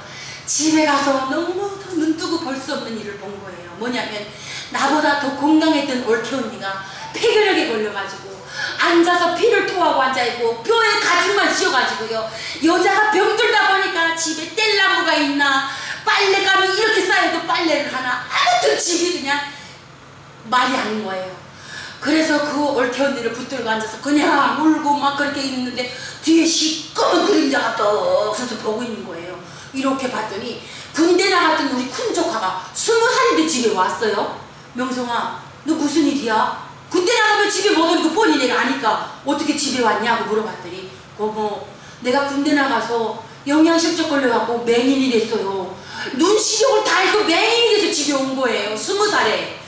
막내 조카는 엄마하고 형을 위해서 아침마다 메뚜기가 날개가 마르면 날아가니까 이슬 맞은 메뚜기를 잡으려고 콩밭에 가서 벼밭에 가서 그거를 메뚜기를 잡아오고 도령령 막 그냥 뱀 쥐를 주저갖고 쥐 잡아다 그렇게 해서 구워서 엄마하고 형을 먹여 살리는 거예요. 여기서 내가 그걸 같이 먹으면 어떻게 되겠어요? 근데 내가 움직일 수 없는 게 뭐냐면 감옥에서 너무나 고생하고 나와서 무릎팍이 하나가 이렇게 부었어요. 물이 차가지고 무릎팍이 띵띵 입었지. 고문 받은 자리 다 골마서 고름이 질질 나오지. 막 썩은 냄새 나지. 그러니까 집에서 병 들어서 온 나를 내보내지 못하고 그럴 때 오빠 내가 나갈게. 나가서 내가 훔쳐먹든 얻어먹든 내가 살겠으니까 내보내달라 했더니 오빠가 그러면 너 시집가면 노약 굶겨 죽이겠냐. 시집가라. 그러면서 오빠가 잘 아는 남자네 집으로 시집을 개성시 장풍군 산거리로 박연폭 보이는 그 옆으로 인삼영상 하는 데로 보냈어요. 그래서 딱 가서 보니까 그 집은 얼마나 못 사는지 똥구녕이 찢어지게 가난한 집으로 간 거예요. 세상에 독이란 독, 쌀독, 소금독까지 싹 다 그냥 햇빛에 바짝 말려서 다 뒤집어서 바닥에 그냥 다 까버간다고. 아무것도 없어요. 그래도 나가서 돼지풀이라도 끓여서 풀죽을 끓여서 시아버지 시엄마 딱 놔주면 시부모님들이 그걸 떠먹으면서 뭐라고 욕하는지 알아요? 너같이 못 사는 그 가난뱅이들이 우리 집에 와갖고 우리가 이렇게 복이 없다고 나를 얼마나 욕하고 천대하고 밥도 못 먹게 해요. 이게 풀죽도 못 먹게 해요. 막 입 벌리면 입에 그게 들어가요 소리 지르고 시아버지가 바가지에 물이 남으면 이놈 가시나 어디 가서 나를 찾아갖고 와서 그 남은 물을 나한테 뿌리고 막 그렇게 인간 이하의 천대를 받는 거예요. 가난 때문에 나는 그런 집 환경 속에서 그런 집 같은 데서 살지가 않았어요. 엄마 아버지가 다 잘 먹이고 잘 사는 집에서 살았기 때문에 그 부모들이 하는 것이 너무나 마땅치 않아가지고 7개월 만에 제가 집을 뛰쳐나왔어요. 혼자 도둑질해 먹던 혼자 사는 게 낫겠더라고요. 거기서 왜 맞고 살아요? 나와서 보니까 임신이 되어 있는 거예요. 북한의 여성들은 임신도 잘 돼요. 그 집에 신혼방도 없어요. 그냥 부엌 있고 아랫방 있고 웃방이 있어요. 여기 부엌에서 불을 떼면 쫙 웃방에 가지 연기가 통해서 이렇게 방이 보온이 되거든요. 웃방에는 엄마 아버지가 살고 아랫방에는 시동생 시루이 나 그냥 뭐 다 거기서 살아요. 이불이 하나가 18kg 나가요. 이렇게 등잔 밑에 보면 솜이 이만큼씩 막 뭉쳤어요. 그런 이불 속에 다 같이 들어가서도 밤이만 되면요 여기면은 왜 아이를 못 낳는 줄 알아? 이 불 때문에 아이가 안 나요. 밤새고 드라마 보고 또 지나가고 들쳐서 또 보고 남편들이 얼마나 부지런한지 우리 남편도 새벽 1시까지 드라마 보고 못 보고 다 이어서 보고 그 다음에 새벽 6시에 일어나 보면 일 나갔어요 벌써. 야, 이 전기 때문에 언제 아기 만들 시간이 없어요. 북한에는 5시만 되면 꼼꼼하면 그 이불 속에 들어가서 농사를 하는 거예요. 꿀농사. 그래서 농사 잘해서 새끼들은 꽝꽝 잘 나요. 그 애들은 굶어 죽든 얼어 죽든 병들어 죽든 다 죽어버려요. 그러면서 제가 딱 나와서 보니까 임신은 되어 있고 당장 아이를 낳아야 되는데 아이 낳을 자리가 없는 거예요. 짐승도 벌레도 아기 낳고 새끼 낳고 알 낳으면 자기 보금자리가 있잖아요. 그런데 재작년도인가 아니었대 어떤 일이 있었는지 알아요? 황선하고 신은미가 딱 대한민국에 돌아다니면서 북한은 임신되면 평양산원에서 아기를 낳는다. 거기면서 자기가 아기를 낳고 왔다고 황선이 자랑지하면서 정부 콘서트를 하고 돌아다녔고 신은미는 김정은 지도자가 젊은 지도자가 오더니 북한의 복지사회가 잘 되어 있고 정말 천국으로 변했다고 아주 그냥 막 그냥 떠벌렸어요. 그런데 나는 41년 동안 평양에서 살고 북한에서 살아도 평양 산원 문 앞에도 못 가봤어요. 어디서 아이를 낳는가? 해산역전 옆에 보면 보일러실이 있어요. 여기서 탄을 떼면 그 재를 갖다 버리는 바깥에 잼머지가 있어요. 여기 재를 갖다 버리면 자리를 맡아서 앉으면 2시간이 뜨끈뜨끈해요. 여기 앉아서 진통이 와서 울면서도 김부자들을 요만큼도 원망 못했어요. 그들은 하늘의 태양이고 위대한 신이고 우리의 아버지인 장모님이라고 배웠는데 어떻게 나 같은 거지가 그들을 원망하겠어요. 그래서 괜히 나를 낳아준 엄마 아버지만 그렇게 원망하면서 울고 있을 때, 누구도 돌봐주지 않을 때 지나가는 할머니가 이렇게 보다가 다시 오고 하고 다시 오고 막 그러면서 내가 너를 도와주겠으니까 이제부터 마음 놓고 그냥 아기를 낳거라. 그래서 거기서 아이를 낳는데, 대한민국 여성들은 보세요. 왜 하고 임신기가 보이면 병원으로 달려가요. 그러면 임신입니다, 축하합니다 그러면 딱 초음파 사진 들고 있다가, 남편이 야근까지 밤 9시까지 일하고 들어오는 남편 딱 기다렸다가 밥상을 차리기도 전에 이 초음파 사진을 딱 꺼내고 여보 나 임신됐다 그러면, 그때부터 얼마나 많은 사랑과 배려와 축복이 그들이 기다려요. 좋은 데 가서 좋은 거 보고 좋은 데 가서 좋은 거 먹으라는 그냥 싹 다 그냥 해주고, 남편이 일 나갔다 늦게 왔는데도 피곤한 남편을 붙들어다가 듣지도 못하는 그 배에다가 무슨 디스 티처 하면서 영어로 동화를 읽으라고 하고 그런 거 보고 나는 깜짝 놀랐어요. 그러면서 대한민국의 여성들은 임신부터 축복이에요. 북한 여성들은 임신부터 저주입니다. 세상에 이 말로 살인을 얼마나 무섭게 하는지 알아요? 시엄마들이, 시부모님들이요, 며느리한테 야 이 미친 XX야 이러면서 그거 왜 아니야, 뭘 매일 처음 애기라고 그건 아니야 나냐. 그런데 10달을 기다려서 아들을 낳아요. 아들을 낳으면 언제 내가 욕을 했냐시피 아르목차리를 안 해주고요, 미역국 끓여주고요, 대우가 대단해요. 딸 낳아요, 딸. 세상에 그 딸이 시집가서 또 아이 낳을 때까지 그 할머니가 살아있으면 욕을 먹고 살아요. 야 이 뭐저야 이 흉내가, 사람 취급을 안 해줘요. 여자는 무조건 물려서 살아요. 그런데 대한민국에 와보니까 여자들이 남자 뺀때기 갈리지 않나 막 그냥 야 욕하는 거 보고 깜짝 놀랐어요. 그리고 내가 대한민국에 와서 또 좋은 건 뭐냐면, 여자라서 좋은 거예요. 막 남자들한테 뭐라고 해도 남자들은 꼼짝 못해요. 근데 남자들이 여자 보고 뭐라고 하면 성추행이야, 너 나욕해서 인격 모욕해서 다시 구해버려요. 그럼 다 잡아가요. 다 벌고 물어요. 너무 좋은 거예요. 이런 세상이 북한에도 있어야 돼요. 그래가지고요 아기를 낳았는데요, 세상에 그 아기가 너무 못 먹고 못 사는 엄마 배에서 나와가지고 아기가 쥐새끼만 해요. 새까맣게 나왔는데요, 이 아기 배꼽을 잘라줘야 돼, 태출을 잘라줘야 돼. 가위가 있어요, 뭐가 있어요. 아이를 낳는 이 엄마도 아무것도 없어요. 대한민국 여성들 아기 임신 진단 받았을 때부터 10달 동안 맨날 아가야 사랑해 아가야 사랑해 노래를 하면서 다 기저귀 준비하고 싹 다 준비하면서 아가야 빨리 나오라 빨리 나오라만 기다리잖아요. 양말짝이 있어요, 실조박지가 있어요, 아무것도 없어요. 그러니까 할머니가 긴 앞치마 있는 걸 풀려서 허리단을 뜯어갖고 실밥을 뽑아서 콧바람에 소독해가지고 애기 탯줄을 묶었어요. 그 다음에 이 끊어야 되는데 가위가 없어서 유리조각지 주스다가 머리다가 비비고 발에다가 닦고 콧바람에 소독해가지고 그 탯줄을 싹 끊어줬어요. 대한민국 아이들은 100분의 100 죽어요. 북한의 아이들은 얼마나 천덕꾸러기인지 죽지도 않고 아프지도 않아요. 그래가지고 너가 죽든 내가 죽든 둘 중에 누구 죽든 죽자 했는데도 둘 다 살아났어요. 그래갖고 할머니가 그 앞치마에다 아기를 싸고 타월수건 벗어서 머리다 덮어주면서 빨리 장마당에 가라고 했어요. 장마당으로 가려고 아기를 떡 들고 일어났는데요, 여자들이 하혈이 얼마나 많아요. 해산하고 나면 짐승같이 그 하혈을 흘리면서 15분 동안 장마당에 들어갔더니 그 장마당에 온 엄마들이 야 저 꽃제비 엄마 애기 낳구나 어떡하니 하면서 양말을 벗어줘요. 양말을 벗어주면 밑에 깔고 앉으라고 주지만 나는 그럴 새가 없어요. 이 양말들을 받아서 애기 발에다 끼우면 바지가 되고 손에다 끼우면 옷이 되는 거예요. 그렇게 하면서 그 애기를 3년 동안 해산 장마당에서 빌어먹으면서 사는 거예요. 그 애기를 안고 10점만 주세요. 그 국수 국물 남겨주세요. 그러면 애기가 빽빽거리며 울면 먹던 사람도 애기 먹이라고 국물이라도 조금씩 남겨주곤 했어요. 그러나 누가 주구장창 먹을 걸 주는 세상은 아니잖아요. 그러니까 북한의 아이들이요, 우리 자매님 몇 살 때 철들었어요? 지금 철들었다고 생각해요? 철들었으면 손 들어봐요. 우리 남편이 저보다 6살 어려 지금 45살이거든요. 45살 난 우리 남편도 철이 없는데 우리 자매님이 철 들으면 얼마나 들어갔어. 그런데 북한의 아이들은요 3살 되니까 철이 다 들어요.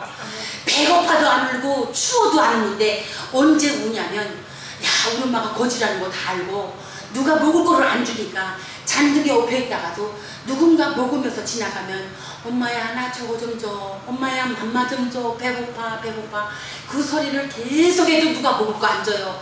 그러면 마지막엔 막 울어요. 울면 그 소리를 듣고 누군가가 씹던 거라도 뽑아서 입에 거라도 뽑아서 아가야 이거 먹으라고 주면 이거를 싹 받았다가 그 사람이 지나가면 절반을 다 끊어서 엄마 맘마 맘마 하면서 엄마 입에다 쏙 넣어줘요.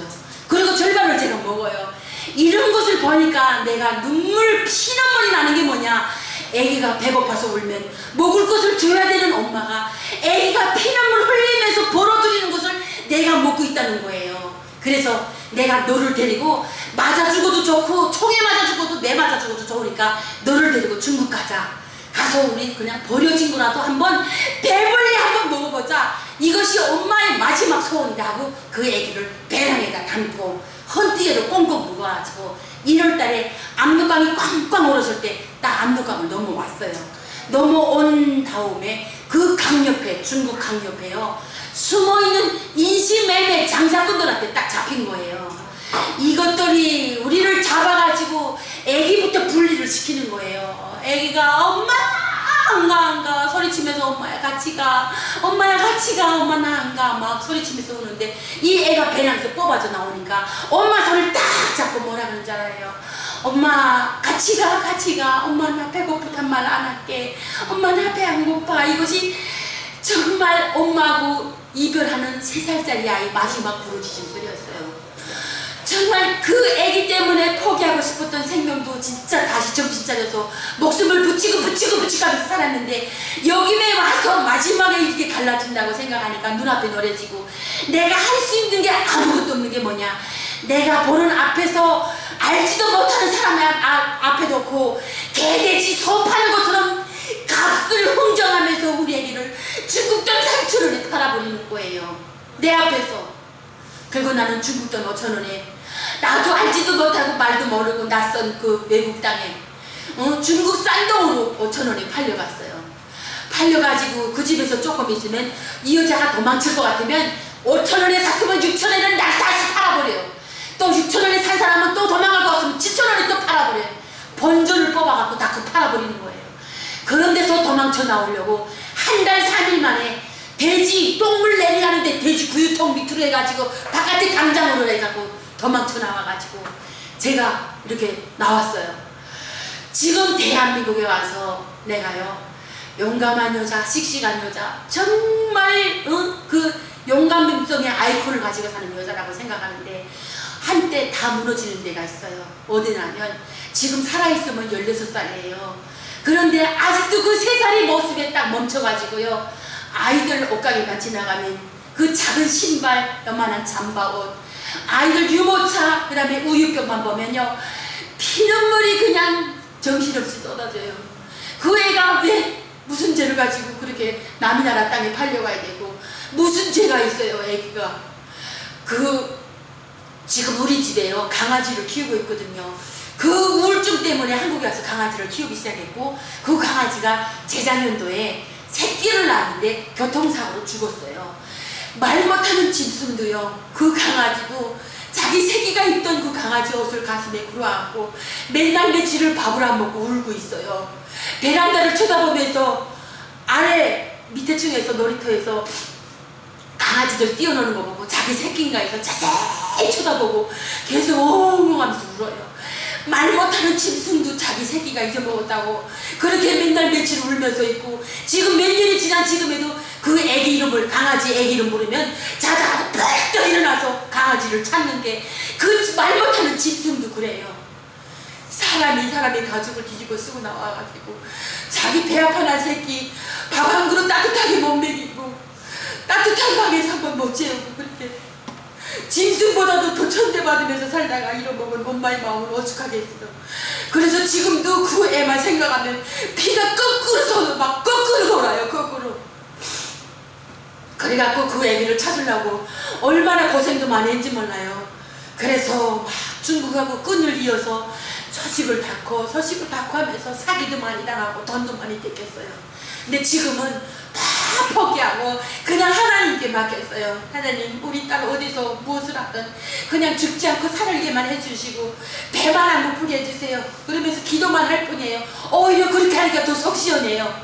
그냥 내가 그 애기한테 매달리니까 나까지 병이 드는 거예요. 막 그래가지고 지금은 그냥 하나님께 맡겼어요. 지금 그러면서 그 집에서 도망쳐 나와가지고 어디론가 떠돌아다녀야 돼요.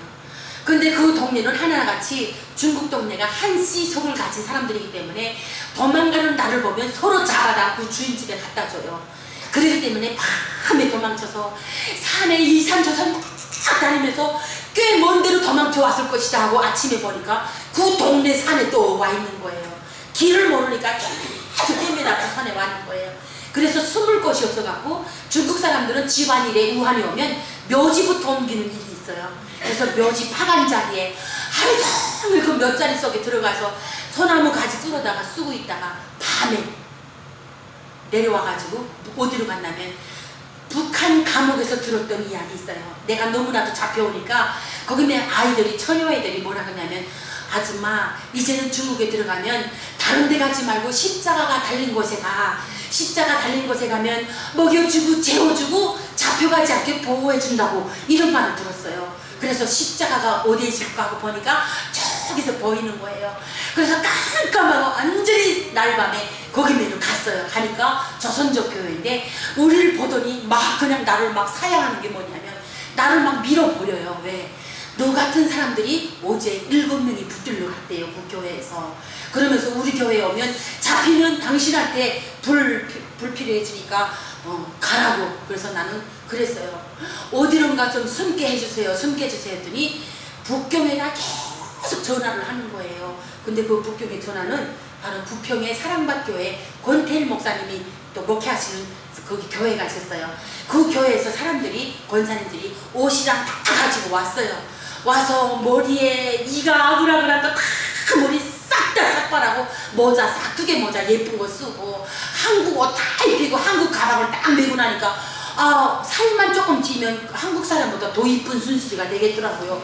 그렇게 해서 따라서 중국 그 베이징에 따와서 교회를 들어가니까 이만한 교회가 있는데 앞에 빨간 주단이 있는데 7명이 머리 숙이고 그냥 가고 있는 거예요. 저 애들이 뭘까 하고 봤더니 목사님이 북한 친구들이래요. 그러면서 이 사람들이 온 지 한 달밖에 안 됐으니까 같이 합류해서 기도도 하고 말씀도 듣고 찬양도 하면서 이 믿음 생활을 시작하라는 거예요. 그래서 우리는 앞에서 예 목사님 하면서도 받아들이지 않은 것이 뭐냐. 북한에서 제일 1순위 공개 처용 대상이 지하교인들이에요. 하나님 예수님 이름을 부르는 자는 무조건 총살해버립니다. 그렇기 때문에 우리가 이 교회에서 잡혀도 교회에서 잡혔으면 우리 다시 총살당하는 사람들이에요. 믿지 않아도. 그렇기 때문에 걱정 반 고비 절반 그래도 먹고 자야 되기 때문에 거기서 믿는 척 하는 거예요. 그러니까 이 애들이 7명이 내가 오자마자 하나같이 말하는 게 언니 여기서 믿는 척이라도 해야지. 우리가 여기서 밥얻어 먹으니까 믿는 척 하면서 기도라도 해라. 기도라도 하는 척이라도 해야지. 그렇지 않으면 내쫓는다 그런 거예요. 무서워서 거기서 오도도 있고 밥 얻어 먹고 잠자는 거로 우리는 만족을 느끼면서 성경 읽어라 해도 하나이고 기도하라면 하나님 안녕하세요. 하나님 안녕하세요. 이게 다예요. 받아들이지조차 않았어요. 6개월 만에 이 교회에 탈북자가 있다는 것이 소문이 들어와서 탈북자 잡으러 온다고 공항국에서 목사님한테 전화 왔어요. 거기 뭐 또 목사님하고 잘 연결된 사람이지 잡으러 온다 그래갖고 우리 다 피신시키면서 뭐라 그냥 너네들은 이제부터 이 배낭을 하나씩 들고 이 대문을 열고 나와서부터 자체로 이제 흩어져야 된다. 그러나 이 대문 순간부터 하나님께서는 그 누구를 통해서 도와주실 것이다. 아무것도 두려워하지 말고 무서워하지 마라. 오직 하나님 예수님만 이름만 부르면서 한 걸음 한 걸음 나가라. 그럴 때도 예 목사님 빠이빠이 하고 어디로 간잖아요. 시장에 나가서 낚싯바늘 3개 그 다음에 쥐약 3봉지씩 사갖고 브레지오 속에 꼭꼭 넣었어요. 그리고 이제부터 잡히면 우리는 이걸 먹어버리려고 했어요. 자살하려고. 이제 10번이 나가면 우리는 어떻게 되는 거 다 알잖아요. 그래가지고 배낭을 지고 저기 뭐 장춘을 해서 이렇게 버스 타고 3일 동안 가면서 중국 내몽골 쪽으로 들어갔어요. 거기에서 몽골 들어가려고 딱 들어갔는데 중국 군인들 때문에 도무지 앞을 전진할 수 없는 거예요. 이것들한테 잡히면 또 북송인데. 그런데 감도 얼마나 대담한지요. 오후 12시에 군인들 밥 먹는 시간에 그 광야 넓은 그 군인들 처소를 막 뛰어서 몽골 쪽으로 뛰는 거예요. 그랬더니 꼭대기에서 쌍화경을 딱 보고 찝차를, 야산이니까 찝차가 찍찍 막 다녀요. 찝차가 동원돼갖고 8명을 싹 잡았어요. 잡혀서 다 여기 왔을 때 우리가 하나같이 옷을 다 벗어버렸어요. 옷을 브레지엄 아니고 다 벗은 이유는 뭐겠어요? 우리가 받은 고문의 흔적들 보여주면서 아직도 고름이 아물지 않은 그 상처들을 보여주면서 우리가 잡혀가면 이렇게 매맞고 이렇게 됩니다. 그러면서 브레지엄 속에서 그 약들을 꺼내면서 우리가 잡히면 이걸 먹으려고 결심한 사람들이니까 한 번만 살려주세요. 다 그랬어요. 우리 말도 못 알아듣는 군인들도 우리가 너무 딱하니까 보면서 너네가 온 곳은 몽골 가는 길이 아니라 다시 내몽골로 해서 애도는 그 길에 있으니까 이 해가 넘어가는 방향으로 계속 북쪽 방향으로 가라고 길까지 안내줬어요. 아직까지 이 군인들이 잡아서 우리를 그 지역 같은 북한에 보냈는데 이번에는 어떻게 이들이 우리를 도와줬어요. 그래가지고 중국에 저 몽골 딱 철조망 넘어서 딱 내려오자마자 우리 일행에 12살 난 박송화라는 애가 있었어요. 그 송화는 어린 시절부터 중국 교회에서 얻어먹고 그렇게 말씀으로 자라가지고요. 기도를 얼마나 잘하는지 몰라요. 요 꼬맹이가 철저막 딱 넘자마자 오 주여, 오 하나님 감사합니다, 고맙습니다, 당신의 은혜에 보답하겠습니다 막 그러면 기도를 하는 거예요. 그래서 6개월 동안 우리가 그 교회에 있으면서도 하나님이 오신 줄 알았어요. 목사님도 오 하나님, 오 예수님 하는데 요 꼬맹이도 오 하나님 하기 때문에 오 하나님, 오 예수님인 줄 알았어요. 그래서 하나님은 오시구나 이러면서 살았다니까요. 그만큼 우리가 요만큼도 안 받아들였어요. 그런데 이제부터 문제예요. 사막에 들어왔는데 먹을 게 있어요, 입을 게 있어요, 다 버리고 공안들 추격받다 보니까 다 버리고 빈몸인데. 그래서 그때부터 3일 동안 군인들이 우리를 잡으면 북송이 아니라 한국 오게 도와주는데 군대를 못 만나는 거예요. 마지막 3일째는 너무 목이 말라가지고 배고픈 거는 10년을 우리가 훈련을 받아서 배고픈 거 그까짓 거예요. 목마른 건 하루도 우리가 훈련받은 적이 없잖아요. 어디 가나 물을 먹잖아요. 그런데 물이 없으니까 너무 목말라가지고 그때부터 기도를 하는 거예요. 그까짓 거 속은 셈 치고 죽은 셈 치고 하나님은 기도를 하면 들어주신다는데 야 한 번이라도 좀 해보자 하고 그 7명이 앉아서 하나님 살려주세요, 하나님 살려주세요, 그냥 살려달라고 기도하는 게 그렇게 간절했어요. 그 간절함이 너무 간절했기 때문에 하나님도 모르고 예수님도 모르고 아무것도 받아들이지 않았던 우리가 하나님 이름을 부르면서 눈물을 펑펑 흘렸어요. 하나님 살려주세요, 하나님 우리 살아야 돼요, 살려주세요. 그렇게 하면서 그때부터 하나님을 붙들고 기도가 시작된 거예요. 마지막에는 물이 너무 없어서 오줌을 받아 먹으면서까지도 우리가 그렇게 살아야 된다는 생존감에 그래가지고 딱 3일날 이제 다 쓰러져서 다 누웠는데 그 성화라는 아이가 가만히 있더니 사람 살려요, 사람 살려요 막 소리 지르는 거예요. 보니까 저기서 군인 3명이 말 타고 막 우리한테 총 겨누고 오는 거예요. 그 통로는 바로 중국의 마약 밀수꾼들이 왔다 갔다 하는 그 통로에 우리가 선 거예요. 그래서 우리가 다 체포된 거예요. 딱 총 들고 몸을 막 뒤지는데 또 쥐약 봉지가 나온 거예요. 보더니 아 너네 탈북자구나. 그 다음에 이 봉지 이 가죽 주머니가 있어요.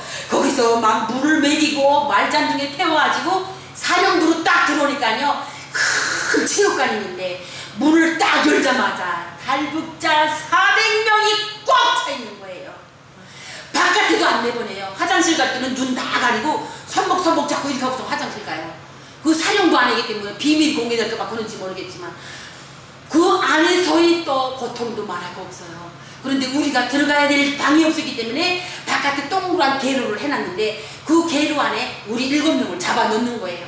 그 안에 우리까지 두 가니까 12명인데 거기서 나는 기적을 본 게 뭐냐면 지금도 그것이 기적이라고 생각해요. 정말 죽었던 사람이 깨어나는 것을 기적은 못 봤지만 나는 이것이 기적이라는 것이 뭐냐면 그 게르촌에 천막이잖아요. 게르 천막에 눈썹 그리는 연필로 천부여 의지없어서 나 같은 죄인 살리신 가사도 다 틀려요. 여기서 한 구절 저기서 한 구절 하나씩 무어가지고 거기다 씌워놓고요. 그 12명이 앉아서 무릎을 딱 꿇고 앉아서 하나님 살려줘요. 그냥 살려달라고. 우리 그냥 불쌍하지 않아요. 하나님 오다가 내 딸 잃어먹었어요. 오다가 내 엄마가 죽었어요.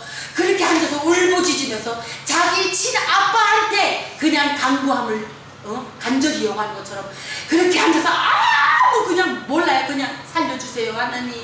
하나님 여기서 우리 살려주세요. 그런 기도를 하면서 거기면서 있었어요. 그럴 때 체육관에서는 막 싸우고 난리하고 일주일에 5명 딱 비행기 타서 갈 수 있어요. 그런데 그 5명 중에 순서가 내 순서가 돼도 아픈 사람 있으면 아픈 사람, 임신부, 그 다음에 어르신들 먼저 가다 보니까 건강한 사람은 6개월, 5개월씩 계속 머물러 있는 거예요.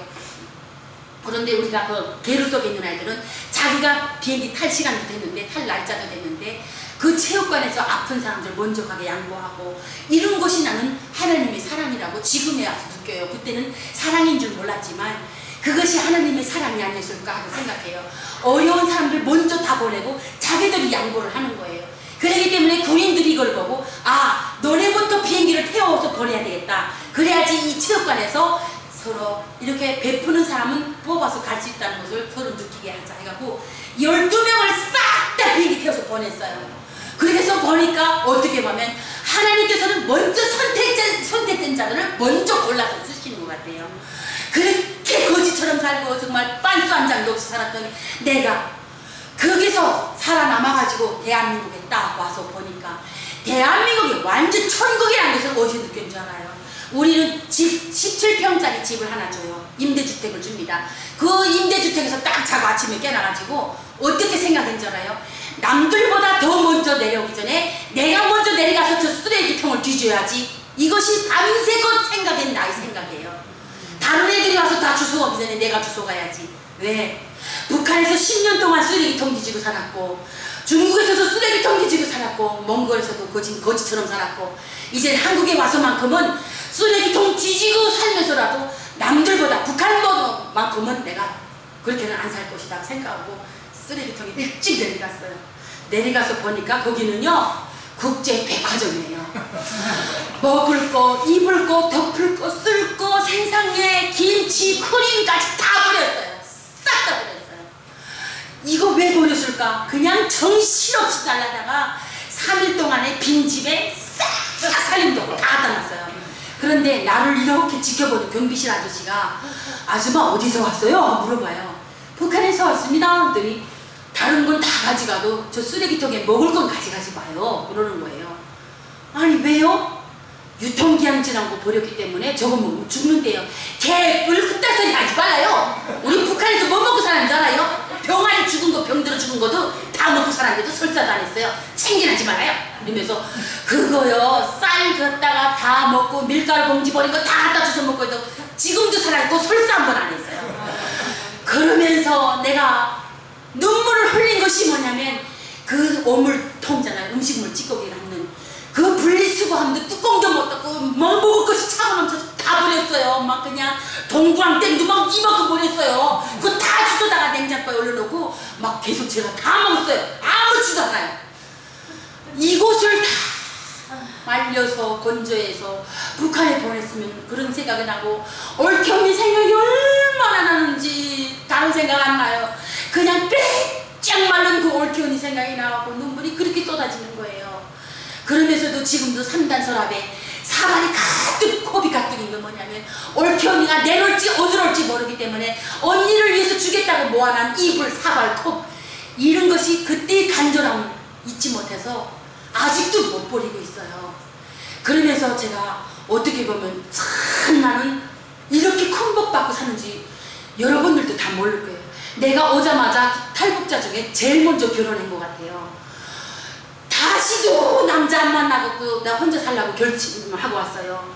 북한의 남편이 이 백당간 나이 쌍간다 죽이려나 살려나 막 그래갖고 그 욕이 너무 치사하고 더러워서 이제는 남자를 안 만나려고 했는데 세상에 딱 우리 집에 봉사 선생님이 컴퓨터 봉사 선생님이 오게 됐어요. 그래서 7명이 우리 동네 아이들 7명이 저녁마다 2시간씩 컴퓨터를 가르쳐 주는데 선생님이 딱 문 열고 들어오는데 그 예수님처럼 빛나는 광채 있잖아요.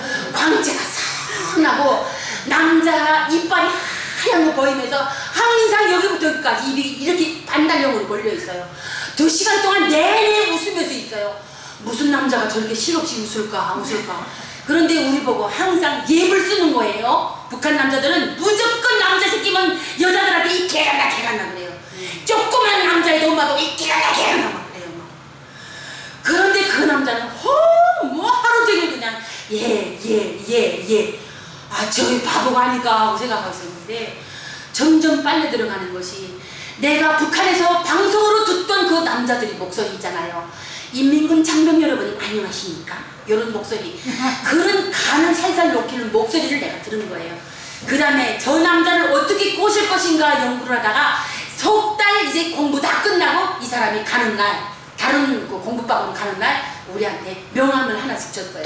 이메일이랑 뭐 컴퓨터랑 고장나면 알려달라고 그래서 수리해준다고 그래서 딱 명함을 가졌는데 이 축에서 이 사람 내려가는 걸 봤어요. 참 저한테 10축을 줬는데요. 10축을 배정받았는데 죽자 살자 난리를 해갖고 2축을 받았어요.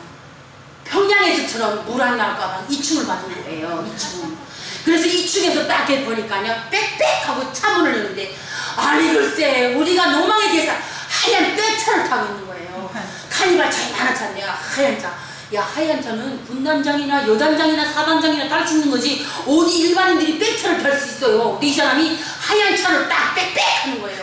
아싸 저 사람은 잘도 생겼거니와 아버지가 간부거나 하고 전화를 제까지 했어요. 집에 선전하러 빨리 좀 올라오세요. 이 사람이 뛰어서 2층에 왔어요. 왜 그러세요? 무슨 일 있어요? 결혼했습니까? 하고 물어봤더니 아니요 결혼해야 되겠네요. 그랬더니 돼야 되겠죠.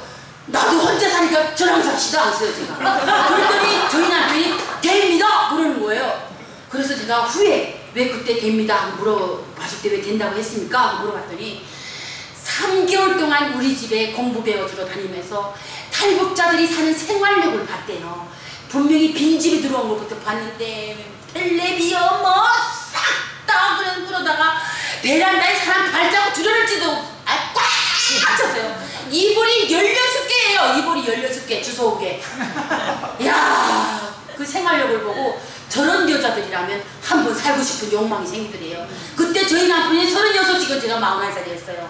그래서 그러면 오늘부터 제가 나하고 살아도 된다고 했으니까 오늘부터 집에 가지 말고 우리 집에서 삽시다 해갖고 집에 안 보냈어요. 그리고 그 다음날 아침에 너네 집에 가자 시댁에 전주 진안에 갔어요. 마이산 옆에 가가지고 북한 여자처럼 한 거예요. 한국 여자처럼 다소것이 어머니 안녕하세요 이렇게 해야 되는데 북한 여자들은 시집가면 씩씩하고 용감하고 근육도 있어야 되고 궁뎅이도 커야 되고 이런 사람들이 와야지 좋은 게 뭐냐면 이들은 노동력입니다. 집에. 그렇기 때문에 그런 모습이 나는 합격입니다. 일단 북한의 합격은 먹고도 알아요. 그래서 제가 집에 딱 시집에 가서 엄마가 36살 난 막내가 아직까지 장가도 못 가고 있으니까 여자친구 데리고 온 내가 너무 좋아서 버선마루 터방에 이렇게 하고 차 기다리고 있어요. 차에서 뛰어내리자마자 뛰어가서 어머니 안녕하십니까 하더니 엄마가 깜짝 놀라면서 아니 누구요 내가 바로 저 사람과 결혼할 여자친구입니다 하더니 엄마가 뚱해지면서 어디서 왔어 그러는 거예요. 평양에서 쓴다 했더니 평양이 어디요? 평양이지 북한 아니요? 북한 그랬더니 맞습니다. 북한 사람이 왜 왔어요? 물어보는 거예요. 탈북자입니다. 탈북이 뭐요? 물어보는 거예요. 북한 사람입니다 하더니 엄마가 막 기절하려고 그래요. 그러면서 그 집은 내력이 시아버지 내력이 다 보안계예요. 보안계. 그 집에 내가 갔다는 거는 간첩이 왔다는 거랑 똑같은 거래요. 그런데 시아버지가 가만 보더니 일단 들어왔으니까 우리 집에 들어가서 네 말을 듣고나 좀 보자 하고 앉아서 어디서 왔냐 어디서 왔냐 쫙 물어봤을 때 스토리를 1시간 남아 했어요. 그랬더니 엄마 아버지가 눈물 콧물을 짜내시면서 너는 우리 아들을 만나러 산과 들을 지나 2억 마일이 우리 집에까지 왔구나. 그까짓 거 사람 사는 거 그냥 정신 차려 살면 다 사니까 우리 아들하고 살아라. 예 어머니 감사합니다. 우선 그 집에서 자고요. 자면서 생각해보니까 너무 또 마음에 걸리는 게 뭐냐, 내리면 시누이 시동생 다 와요. 시험 다 와요. 다 연락했으니까. 그런데 이것들이 와서 안 돼 퇴짜야 그러면 나는 뭐가 돼요? 그래서 엄마 아버지 자르고 가서 어머니 그러지 마시고 결혼 날짜 잡아주세요. 결혼 날짜를 잡아주세요. 자꾸 그랬더니 엄마 아버지가 그 동네 친척들이 다 사니까 작은 아버지 불러다가 날짜를 짜고 맞춰갖고 3월달에 갔는데 11월 17일 날에 결혼식 날짜를 잡아줬어요. 내리 되니까 시동생 식구들 다 왔어요. 와서 벌써 결혼 날짜까지 잡았냐고 이러면서 얼마나 좋아하는지요. 그런데 마지막까지 할 말 다 하면서 시엄마가 너는 몇 살이냐 소리를 안 하는 거예요. 날 보고 천만다행인 거예요. 근데 후에 엄마 그때 왜 나보고 몇 살이냐고 안 물어봤지? 하고 물어봤더니 내가 보기에도 네가 나이 좀 들어봤구나. 그러면 안 되지. 그렇게 말씀하시는 거예요. 그러면서 나는 대한민국에 와서 어떻게 보면 하나님께서 주신 큰 선물 남편을 받은 거예요. 그 남편이 나에게 이마에 자는 나에게 출근하면서 이마에 손 대주고 기도하면서 갈 때마다 이 사람이 왜 나한테 예수님처럼 손을 얹고 기도를 할까? 이게 도대체 무슨 일일까? 너무 궁금한 게 많았어요. 문화가 다 틀리니까. 그런데 기도하는 것을 들어보니까 어딜 가든지 우리 집 사람과 함께 해주세요. 함께 해주세요. 기도를 하는 거예요. 그래서 저희 핸드폰에는 저희 남편 이름이 작은 예수님이에요. 그러면서 나는 대한민국이 왜 이렇게 잘 먹고 잘 사는가를 생활 가정을 다 쭉 통해서 봤어요. 10층에서 이렇게 내려다보면요, 빨간 십자가가 엄청, 그 빨간 십자가를 셀래도 아무래도 못 세겠어요. 그 십자가 앞에서 얼마나 많은 사람들이 나가서 기도합니까? 이루게 해주세요. 하나님 주세요. 도와주세요. 하나님께서 그들의 기도를 다 들어주시고 소낙비 마냥 축복을 주십니다. 그 와중에 믿지 않는 사람들도 그나마 축복을 얻어먹고 살고 설날에 복 많이 받아라 하고 돈 주고 복주머니 주는 게 다 그 복은 하나님 복이에요. 자기들 복이 아닙니다. 그러면서 나는 여기면서 정말 일하시는 하나님을 본 게 뭐냐면 나같이 천하고 정말 거지 같은 이 딸을 하나님께서 선택을 하셔서 그렇게 지옥에서 천국으로 불러주셔갖고 이렇게 여러분들 앞에서 간증을 하게 해주십니다. 여러분. 그러면서 하나님께서 정말 너는 잘 먹고 잘 살아라 고생했으니까 대가다 하고 주신 게 아니라 너는 이제부터 여기 와서 일을 해라. 일 시키려고 저를 데리고 오셨어요. 죽을만 하면 살리고 죽을만 하면 살리고 이렇게 하면서 모세를 광야에서 40년 동안 훈련시킨 것처럼 저도 40년 동안 정말 그런 훈련 과정을 받은 것 같아요. 그리고 지금 대한민국에 와서 여러분들은 죽겠다 살겠다 어떻게 사냐 막 죽겠다 그래도 우리가 보기는 여러분들 사치예요. 죽겠다 못 살겠다 정말 꿈 깨세요. 사치예요. 이거는 우리는 너무나도 지옥 같은 세상에서 지옥의 그 쓴맛을 받기 때문에 지금 사는 것이 고생이라고 하지만 우리는 고생이 곧자도 아니에요. 늘 행복하고 늘 즐겁고 늘 기쁨에 넘칠 것이 뭐냐 그냥 하나님께서 주시는 은혜뿐이에요. 그냥 그 은혜의 스케줄대로 움직이면서 주여 주여 감사합니다 감사합니다. 제가 10년 동안 벌고 많이도 벌었지만 지금 돌아다 보니까 남은 게 아무것도 없어요. 오직 감사밖에 없어요. 오직 믿음밖에 없어요. 감사와 믿음까지 저 몸에서 떼어버린다면 저는 아무것도 아니에요. 왜 탈북했는지도 몰라요. 그러나 고통, 슬픔, 아이는 그 가슴 아픔까지도 기도로 이제 이겨내고 하나님께서 흘리는 눈물마저 닦아주시고 나는 너무 큰 것을 소중한 믿음을 얻은 거예요. 살기 위해서 믿는 척했던 그 작은 믿음이 여기 와서 이렇게 또 번성해지면서 우리 친구들 제법 제가 전도를 하는 거예요. 우리 친구들 언니 혼자 돈 벌지 말고 나도 좀 돈 벌게 해줘 이래요. 애들이 그러면 좋다. 언니가 어떻게 돈 버는가 봐라 이러면서 교회부터 데려가요. 교회 데려가서 하나님 축복해 주세요. 하나님 주세요 기도하는 거 보고 아이고 야 하나님한테 빌으면 돈이 나오니 밥이 나오니 다 가요. 믿지 않는 아이들이 정착 생활은 전진이 없어요. 아직까지도 발전이 없어요. 원망하고 슬퍼하고 눈물 흘리고 고민하고 하면서 다시 북한으로 가요. 그렇게 피 흘리면서 온 길을 다시 애도나 북한으로 가버립니다. 다시 오다가 잡혀가고 한국 깜방에 들어가서 지금 콩밥 먹는 애들이 많아요. 정신을 못 차리고 살아요. 그래서 나는 대한민국에 와서 정말 우리가 이렇게 믿는 사람들도 잘 믿어야 되지만 대한민국 사람들부터 믿음을 다 세운 다음에 통일의 문을 열어야 된다고 생각해요. 준비도 안 된 통일 더 어려워요. 준비된 통일이라는 것은 뭐냐면 하나님의 복음이에요. 하나님의 복음만이 통일을 이룰 수 있어요. 지금 38선이 가로막힌 것도 그 어느 힘도 열 수 없어요. 핵무기, 미사일 못 엽니다. 하나님의 그 사랑, 복음의 사랑만 들어가면 미사일도 올라가다 저절로 다 떨어지고요. 그린 총 들었던 애들도 총 다 내리고 빗장도 철조망도 다 열리게 생겼어요. 정말 나는 대한민국에 와서 그렇게 아름다운 단어 사랑이라는 말을 처음 해봅니다. 저희 남편이 문자에다 여보 사랑해요 사랑해요. 이 사람을 왜 맨날 미친 사람처럼 사랑한다고 할까? 그 사랑이 도대체 뭔지 몰랐어요. 그러면서 그 남편을 통해서 받는 사랑이 예수님의 사랑, 하나님의 사랑이라는 걸 알고 정말 이런 사랑을 우리 북한에도 전달해주면 정말 영광로에서 초리 녹듯이 그렇게 다 녹아버릴 것 같아요. 그래서 여러분 통일이라는 것은 어렵게 생각하지만 가장 쉬운 것이 통일이에요. 우리가 복음만 잘 전하고 우리 대한민국의 국민들 복음으로 무장화시키고 하나님 됐습니다. 이제는 통일을 주세요. 하나님께서 왜 안 주시겠어요? 여러분 기도하면 다 이루어주십니다. 저는 기도로 이 자리까지 왔고 이 모습까지예요.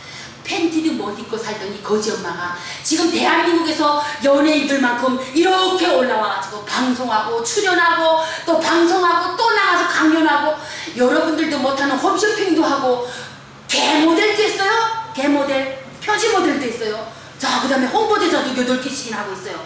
세상에 여러분들 못하고 있는 거 다 하고 있어요. 하나님께서 계속 저희 기도를 들어주시는 거예요. 하나님, 나는 그냥 방송을 통해서 북한 인권을 이야기해 주세요. 하나님, 나는 북한 여성 인권을 위해서 이야기해 주세요. 계속 국제 유엔 기도에 계속 하잖아요. 7월달에 또 합니다. 하나님께서는 저희 기도를 끊임없이 들어주시고 내가 잘하는가 못하는가 일일이 다 보시고 잘하면 잘한다 못하면 못한다 꾸지람도 주시고 혼도 내주셔요. 정말 나는 모든 것을 지금 기도로 다 이뤘어요. 그렇기 때문에 하나님 앞에 부끄럽지 않게 살기 위해서 정말 하루 한순간도 정말 헛사는 것이 아니라고 생각해요. 그래서 나 자신대로 내 마음대로 그나마 열심히 산다고 생각했고 10년 동안 모아서 이번에 10월달에 입주를 하지만 집을 하나 샀어요. 집을 사서 이제는 새 집에 가서만큼은 새 거로 다 이제 사서 쓰려고 또 봉사장에 가서 조금씩 벌어서 요것도 사놓는 몫을 해놓고 하면서 지금 살고 있습니다. 그래서 여러분들 정말 기도는 하나님께 드리는 기도는 하나님께서 빼놓지 않고 다 들어주십니다. 여러분 기도로 이루어지는 것은 정말 하나님이 주시는 거기 때문에 헛되이 생각하지 마시고 짬짬이 기도하고 나는 운전할 때도 기도해요. 하나님 순시력 부산 가요. 같이 가요. 하나님 몰라 하면서 막 그러면서 애기처럼 놀아도 그 믿음이 그 기도가 그렇게 하나님 보시기에 아름답다 이렇게 하신대요. 우리 권사님이 얘기하시더라고요. 이렇게 기도해도 될까요? 하나님 앞에 버릇없이 기도해도 될까요? 내가 물어봤어요. 그랬더니 권사님이 그 기도도 하나님께서 귀하게 다 받아주신다고 했어요. 그러면서 아무튼 여러분들 이제는 한 발은 교회 한 발은 세상이 아니라 이제는 두 발 다 몸담그고 몸된 교회에서 저 유리창문이 터져라 기도를 하면서 우리 하나님 나라를 위해서 정말 많은 기도로 우리 모든 열매를 맺어가시는 여러분들 되시길 바랍니다. 여러분. 그래서 오늘 마지막에 목사님께서 저보고 기도를 하라고 했어요. 그래서 저희 기도가 조금 욕심이 많은 기도예요. 그래서 여러분들 앞에서 기도를 못하겠어요 제가. 그래갖고 오늘의 이 마지막 기도는 목사님께 맡기겠습니다. 그래서 목사님께서 마지막에 기도해 주실 때 저희 꿈이 있거든요. 북한 여성인권 해방과 북한 아동 여성분들의 그 인권을 위해서 제가 열심히 일하게 해달라고 이제 앞으로 꼭 통일이 되면 여성 인권 운동가가 되게 해달라고 기도를 하고 있어요. 이 뭐까지 목사님께서 해주시기를 바라면서 저희 간증 집회를 여기서 마치도록 하겠습니다. 여러분 감사합니다.